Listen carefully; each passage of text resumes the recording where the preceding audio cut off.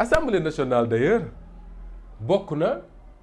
ni mu bindoo bokk na ci li tax président Macky Sall amoon difficulté jéen pour tànn premier ministre soo xoolee waxam keroog maa ngi lay wax ne dafa mel ni kuy menacer l'Assemblée nationale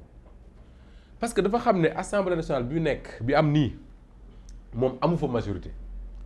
en tout cas amu fa majorité bu dëgër boo xam ne premier ministre bu mu fa mënti yóbbu ak ministre bi mu fa mënti yóbbu affaire dina yomb ci ñoom amu ko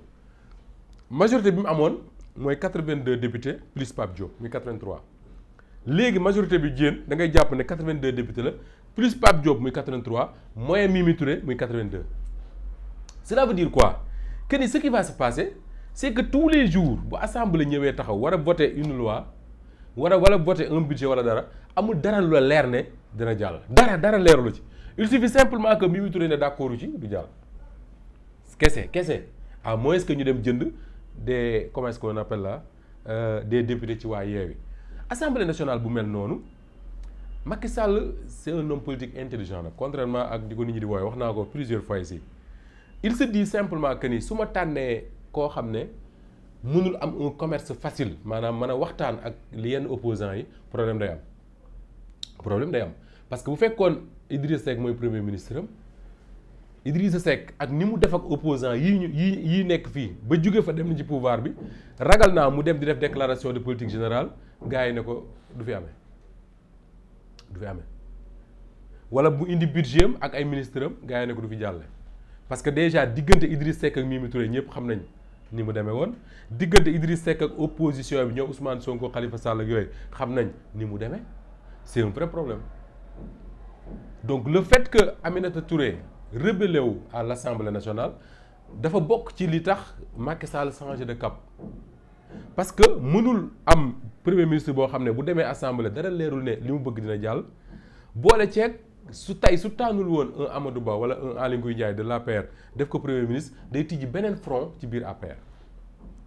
boo amee Mimi Touré ci benn front ba pare am Amadou Ba ci beneen front day compliqué lan moo fi sësoon mooy tànn Amadou Ba def ko premier ministre nga xam ne au moins dina am lu mu calmer un peu te tànn Amadou Ba boobu pour man dafa am beneen avantage bu ci am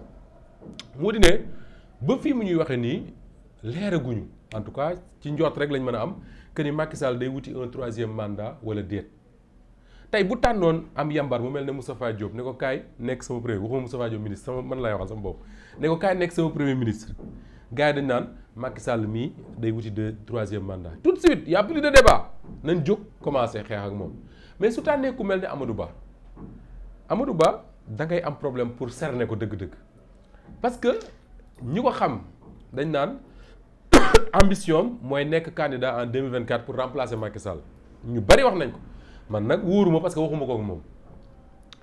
mais de la même manière soo xoolee des propos yu mu teniroon sur la TFM da nga naan Amadou Ba mii su Macky Sall bëggee nekk candidat en 2024 il sera le premier à le soutenir am na sax ñu ne il serait un directeur de campagne pour lui donc le fait de choisir Amadou Ba dafay brouiller un peu les pistes te loolu la ci Macky Sall jublu woon tey jii nii professeur Mary Teuw Niane moo ko wax il a raison tey ñi nga xam ne ñoo war a nekk les potentiels candidats de l'APR ci présidentielle bi su Macky Sall nekkul candidat ils sont dans son gouvernement muy ku mel ne Amadou Ba ku mel ne Aly Ngouille Ndiaye ak peut-être ñeneen tey bu ñu toogee ba vers fin novembre début décembre 2023 Macky Sall déclaré candidature am coow li bari ñu dem élection mën naa perte mën naa gagner mais on verra ce que ça va donner mais en tout cas le fait de choisir Amadou Ba je pense que contrairement ak lu ñu bari yaakaar c'est un choix intelligent et bien réfléchi parce que ça lui permet de brouiller les pistes à propos de sa volonté de faire un troisième mandat mais également ça lui permet peut-être d'avoir un premier ministre boo xam ne moo waa assemblée dinañ mën a wax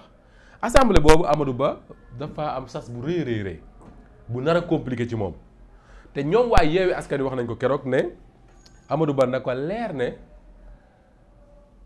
ay ministre am du ñëw assemblée rek affaire bi jàll te noonu lay demee affaire du jàllee noonu assemblée bu compliqué lay doon moo tax yéen su ma gisee gars yi di offusqué wu naan assemblée bi li fa am keroog dafa ñaaw dëgg la dafa ñaaw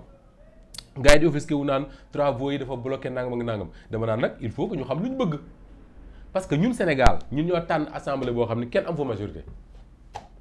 ñun Sénégal ñoo tànn assemblée boo xam ne kenn amu fa majorité soo tànnee assemblée boo xam ne kenn am fa majorité lenn la Sénégalais yi mën a xaar mooy waa assemblée bi waxtaan ba juboo suñ mënta waxtaan ba juboo dañuy tojante ay bopp. donc naturellement dañu commencer par tojante ay bopp mais peut-être dans le temps dinañ mën a waxtaan ba juboo au moins sur le minimum pour assemblée bi mën di fonctionner parce que assemblée bi fonctionner mooy seen intérêt ñoom ñëpp mais ça doit étonner personne vraiment personne que assemblée bi nekk ci jafe-jafe yii mu nekk parce que assemblée boo xam ne benn député mooy arbitré wala ñaar ñuy arbitré ak lu ñu fay def nag mais c'est assemblée bu mel noonu naturellement li fa aw xew démb bañ nar koo continuer waat tey jii mooy tànn président wu commission yi naturellement day jafe il faut ñu xam ko